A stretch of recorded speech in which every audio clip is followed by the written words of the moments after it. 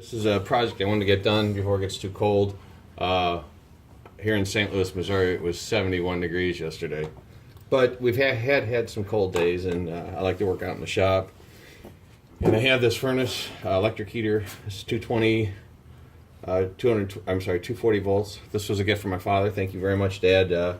I know you said that if I wasn't going to use it to give it back, but as I told you on the phone, you're never going to get it back.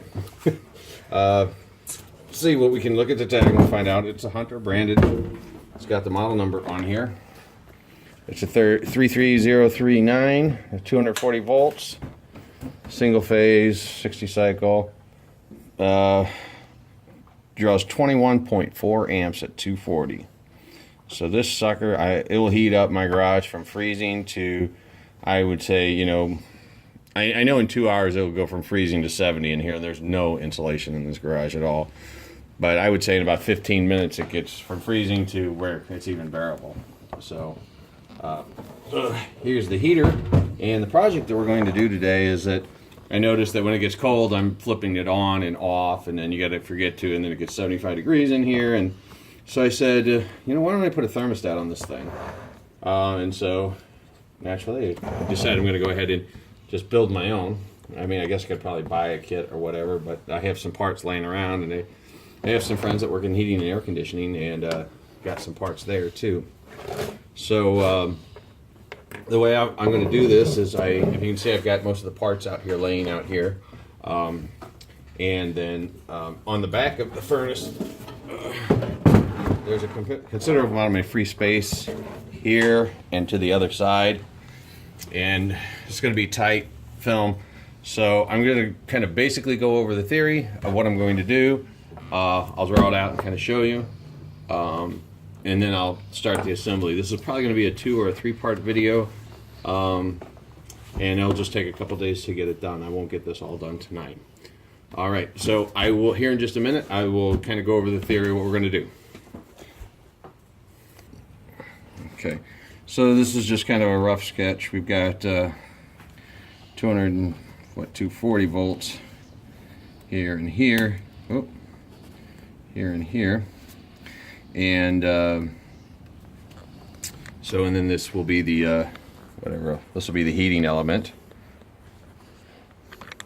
and then also there's a fan. Here's the fan. This is also tied to the 220, and then the 220 has the center ground. Okay, so inside the heater here, these are the 2 wires coming in, and this is the ground. So this is the power coming in. Well, here's one leg and here's the other leg. These are the 2 legs of the power, and here's the ground. And this is the lugs, and then these 2 wires go up to the fan, and the other 2 wires go into the heating coil, and there's also a overheat limit switch, but I'm not going to, for the purposes, I'm not going to show that. But that will still be in the circuit, and it will still be protecting. So I have the relay here. This is a 220 relay. I think it's 30 amp, so we're at 21, 22 amps, so we'll be good. And it's rated at 30 amps at 240 volts. I was looking at this, and I was kind of expecting it to dual throw, but that's not how this one works. This one lug is permanently connected, and the other lug is switched. So this is a single pole. I kind of did some research. I think this is okay. I talked to some people saying, okay, that's fine. I'm like, all right. Okay, so the unswitched leg will just go straight to the 220 when you plug it in. Okay, now on this side, what we're going to do is, let's see, I want to draw this. We'll make this our relay, if you will. So this will be the 220 relay here. And then there's a coil.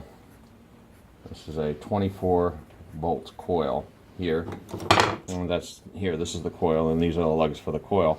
And when you apply 24 volts AC to this coil, it engages and closes this relay. And this is just typical how heaters and furnaces work. But this is the relay that's going to control the big power. So I need 24 volts as well, and so I have this transformer, and I'll show you how that's going to go in. This is a 110 transformer. to 24 volts. So from 240, this is actually 120 to ground, and this is 120. And when you go from the 2, it makes it 240. But when you go to the ground lug, I don't know how clear this is. But anyway, if you connect to the ground lug in one side of the 220, you actually get the 240, you actually get 120. So this transformer will be tied here. So I'll do this for the transformer. I'll put a T, and this will be on all the time. And then we'll just tie this leg into the transformer here, and then we'll tie the ground into the other leg of the transformer. And this will give us 24V out. Okay, and then one of these lugs goes to the coil, and then this wire, and then this wire, they go over to the thermostat. Okay, anyway, this is what we'll be working on today, and then the other videos will be connected to the thermostat and actually testing it. So that's the theory. It should be as clear as mud. If you want a better drawing, you want to do a better drawing? Okay, maybe I'll do a better drawing. All right, so I'll come back here in just a few minutes and I'll show you the assembly of these parts.